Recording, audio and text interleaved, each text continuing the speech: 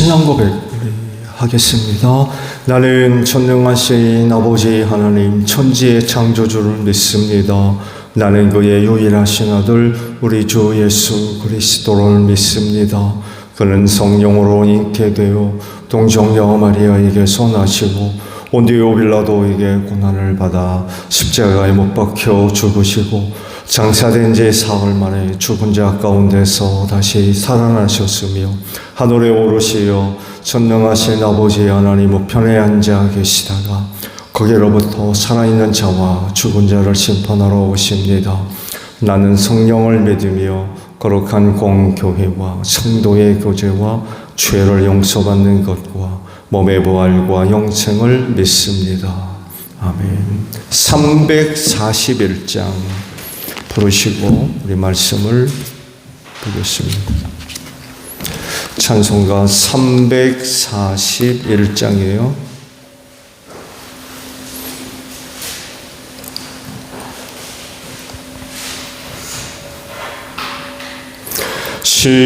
십자가를 내가 지고 주를 따라갑니다. 이제부터 예수로만 나의 법에 삼겠네. 세상에서 부귀영화 모두 잃어버려도 주의 평안 내가 받고 영생 복을 받겠네. 주도 곤욕 당했으니나 또 곤욕 당하리. 세상 사람 간사하나 예수 진실합니다. 예수 나를 사랑하사 빛난 얼굴 보이면 원수들이 미워해도 염려할 것 없겠네. 내가 핍박 당할 때에 주의 품에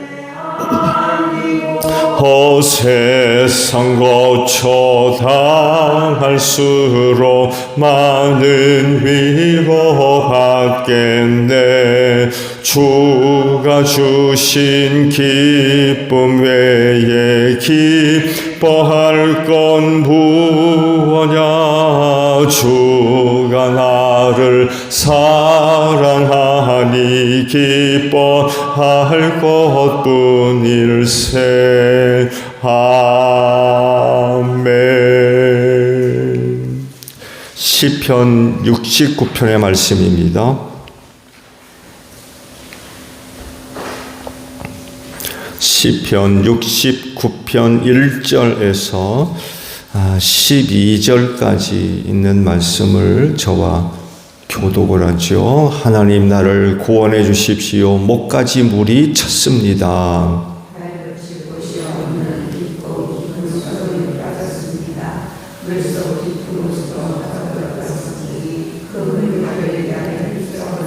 목이 타도록 부르짖다가 이 몸은 지쳤습니다. 눈이 빠지도록 나는 나의 하나님을 기다렸습니다.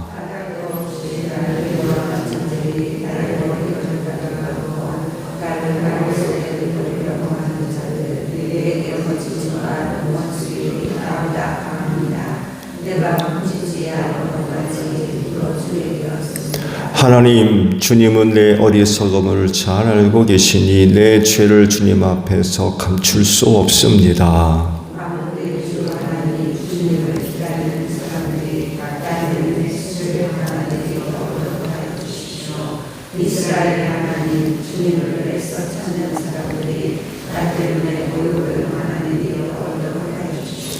주님 때문에 내가 욕을 먹고 내 얼굴이 수치로 덮였습니다.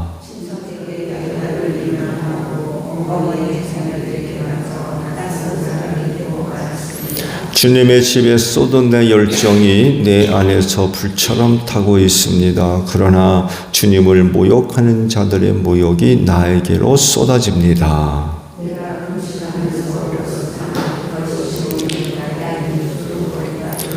내가 베옷을 입고서 슬퍼하였으나 오히려 그들에게는 말거리가 되었습니다.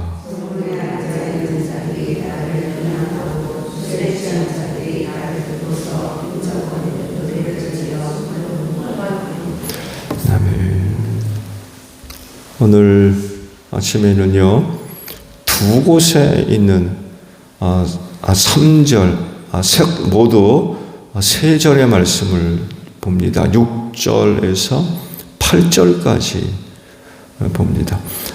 만군의 주 하나님, 주님을 기다리는 사람들이 나 때문에 수치를 당한 일이 없도록 하여 주십시오. 이스라엘의 하나님, 주님을 애써 찾는 사람들이 나 때문에 모욕을 당하는 일이 없도록 하여 주십시오. 7절입니다. 주님 때문에 내가 욕을 먹고 내 얼굴이 수치로 덮였습니다. 친척에게 따돌림을 당하고 어머니의 자녀들에게 마저 낯선 사람이 되고 말았습니다. 라는 말씀입니다. 오늘 주신 말씀들은 서로 대치를 이루고 있는 내용들입니다.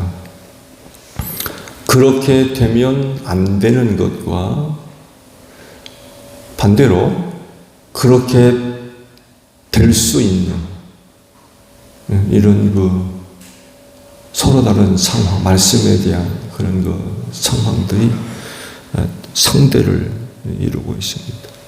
그런 일이 일어나면 안 되는 경우가 6절이라고 할 수 있죠. 주님을 기다리는 사람들이 다윗 때문에 수치를 당하고 모욕당하는 일이 없도록 해달라고 노래를 하고 있죠. 무슨 뜻이에요? 말씀 그대로 다윗 그 한 사람으로 인해서 하나님을 섬기는 사람들이 칭찬을 듣고 또 인정을 받고 높임을 받고 기쁨이 돼야 될 텐데 그렇게 되지 못했다는 거죠. 그 반대로 이 다윗 때문에 오히려 그들에게 큰 그런 문제가 일어나게 되었다는 그런 이야기입니다. 그야말로 다윗 한 사람으로 인하여서 하나님께 영광 가리우는 그런 일들이 벌어졌다는 거죠. 그런 일이 있으면 안 되겠죠. 근데 다윗 한 사람으로 인하여서 하나님을 섬기는 또 다른 사람들에게 큰 해가 되는 이런 일이 벌어졌다는 거예요. 물론 그런 일이 있을 수 있어요. 긍정적인 면으로도 생각해 볼 수 있죠. 긍정적인 면으로도. 근데 부정적인 면으로 들여다보게 되면 이런 일은 일어나지 말아야 될 것 같아요. 부정적인 입장에서 이 말씀을 보게 되면 나 때문에 하나님을 섬기는 또 다른 사람들이 큰 해를 당한다라고 할 때에 부정적인 경우는 이런 경우죠. 내가 못된 짓을 하는 거예요. 하나님을 섬기는 사람으로서 못된 짓, 나쁜 짓을 하는 거죠. 그렇게 되면 나 이외에 하나님을 섬기는 사람들이 욕먹죠. 그렇죠? 그런 경우들 간혹가다 우리가 볼 수도 있고 또 들을 수도 있죠. 교회 다니는 누군가가 행실이 좋지 않으면 세상 사람들이 가장 많이 하는 말이 뭡니까? 교회 다니는 것들이 다 저런다. 그런 얘기입니다. 교회 다니지 않은 것들이 더하지 사실은 교회 다니는 것들이 더하겠습니다. 말을 안 해서 그렇지. 교회 다니는 것들이 저런다고 비난하고 욕지거리하는 그런 경우를 이 말씀 속에서 생각해 볼 수가 있을 것 같아요. 말씀을 드린 대로 긍정적인 면으로도 가능합니다. 긍정적인 면으로도 예수 믿는 사람들에 대한 시각이 곱지 않거든요. 잘 돼도 욕하고 못 돼도 욕하고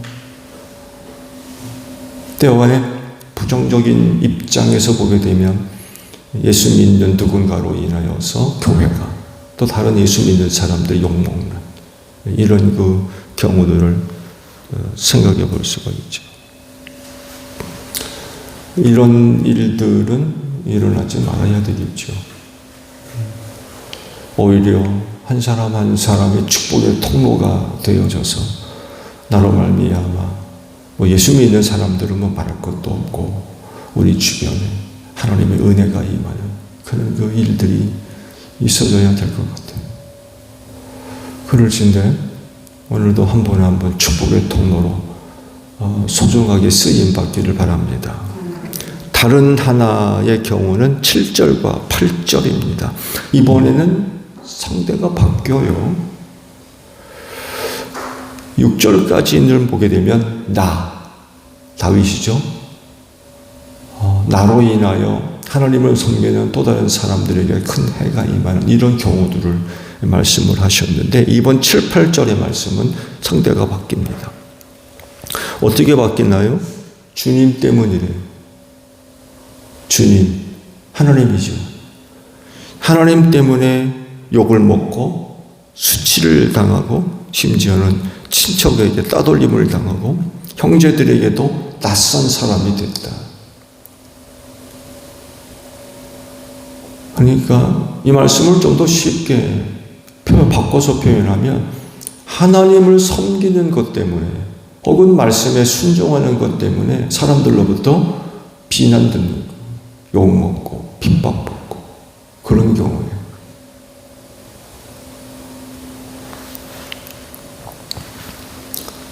이렇게 되는 대부분의 많은 경우는 하나님 중심 때문에 그렇죠. 하나님을 위해서 또 하나님의 영광을 위해서 하나님의 뜻을 실현하고 말씀에 순종하는 이런 것 생활을 할 때에 이런 일들이 벌어지게 됩니다. 좋은 예로도 주일을 지키는 문제 때문에도 갈등이 많이 있어요. 하나님 섬기지 않는 사람들은 주일날 다른 계획 세웁니다. 그러나 하나님을 섬기는 사람들의 주일날 계획이 뭐겠어요? 교회 가서 예배 드리는 거죠. 지금은 그래도 많이 개선이 됐죠. 교회 다니지 않더라도 주일은 문 닫는 가게들도 많이 있고 이제는 그런 그 일들은 거의 사라지고 없는 것처럼 보이지만 여간에 이런 문제로도 갈등이 많죠. 사실 하나님을 섬기는 사람들이 주일날 예배드리지 않고 또 올로 가기를 하겠습니까? 뭐 하겠습니까? 근데 하나님을 섬기는 사람들의 계획은 다르거든요. 그러다 보니까 그 사이에 갈등이 벌어지게 되죠. 그들과 갈등이 벌어지지 아니하려면 주일날 그들과 같이 가야 돼요. 욕먹지 않으려면. 또 하나, 지금도 이 문제 때문에 가정 안에서 많은 갈등이 벌어지고 있는데 제사 문제가 그렇죠. 제사. 하나님을 섬기는 사람들은 하나님 이외에 다른 어떤 것도 섬길 수 없죠. 근데 유교 영향을 받은 사람들은 조상을 신격화시켜서 그렇게 섬기죠. 조상신 섬긴다고 그러죠.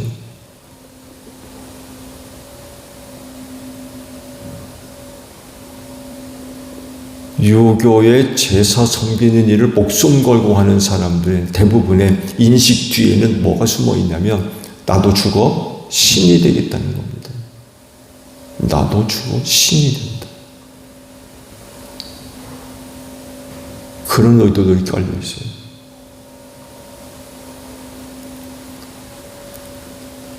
기독교 신앙에 있어서 가장 대척되는 그런 가치를 갖고 있는 사람들이죠.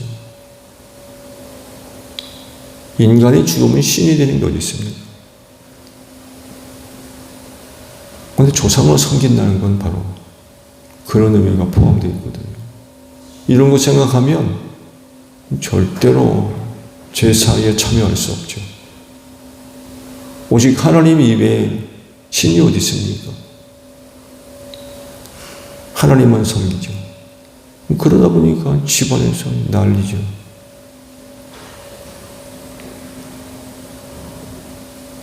그나마도 지금은 많이도 완화된 걸로 알습니다만 해도 조금만 더 올라가도 뭐 진짜 난리였어요. 난리.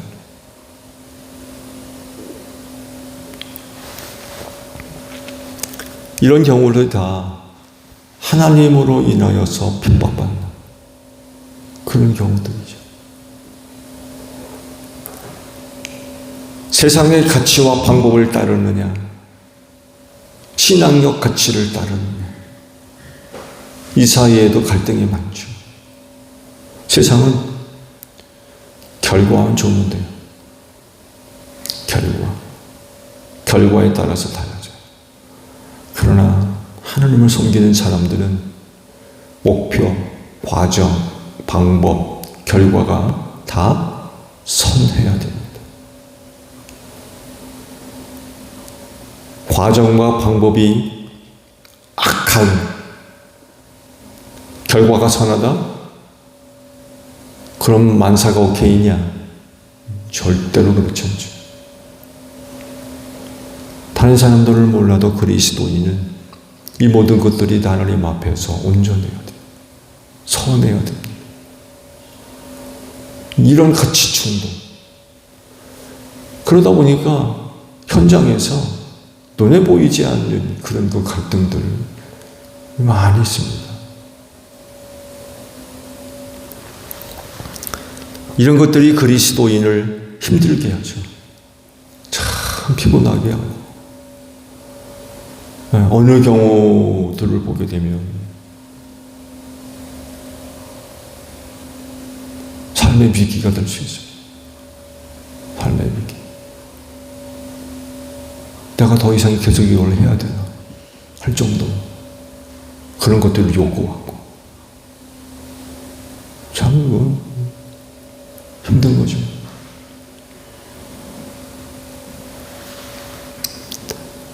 말씀드린 대로 그런 것들로 인하여서 하나님을 섬기는 그리스도인임으로써 겪는 어려운 일들이 참 크죠.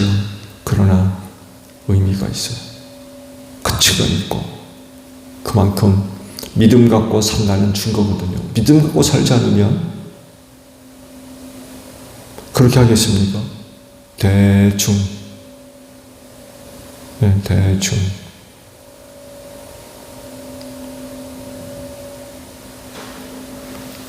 그러나 하나님을 섬기는 신앙의 가치를 갖고 살면서 겪는 어려움, 거기는 의미가 있죠. 그래서 초기 사도들이 복음 들고 예루살렘과 유대 지역 나아가서 복음을 전할 때에 유대교로부터 핍박받잖아요. 붙들려 속에 갇히고 매맞고 협박당하고. 그랬을 때에 사도들이 보인 반응을 성경에 이렇게 기록하고 있습니다. 기뻐했다. 매맞는 게 뭐가 좋습니까? 옥에 갇히는 게 뭐가 좋고 협박받는 일이 뭐가 좋아요? 근데 사도들은 그런 일을 겪을 때에 오히려 즐거워하고 기뻐했다는 거예요. 우리가 예수님의 제자로구나. 우리가 예수님의 제자로구나. 이걸 확인하는 증거가 됐다는 거예요. 그래서 오히려 매맞고 나오면서도 기뻐하고 즐거워하고 그랬다는 거예요.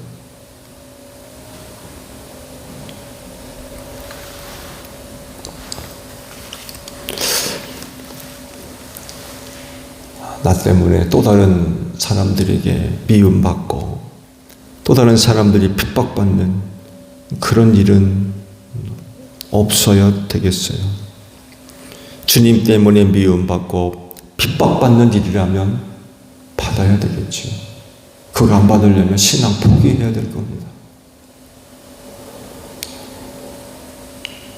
두 경우 다 같이 요구되고 있는 게 있어요. 나로 인하여 다른 사람들이 핍박받고 미움받는 그런 일이 있어서는 아니 되고, 또 주님으로 인하여서 핍박받고 미움받는 그런 일들이 일어날 수 있는데, 이 두 가지 모든 경우에 다 우리에게 요구되는 게 있어요. 뭐겠어요? 신앙생활 잘하자는 거. 신앙생활. 그런 부정적인 일이 일어나지 않기 위해서라도 믿는 자로서 참된 생활이 있어져야 돼. 그리스도인으로서 바깥에 나가서 신앙생활 바로 하지 못하면 예수 믿는 것들이 저런다고 비난 들어요.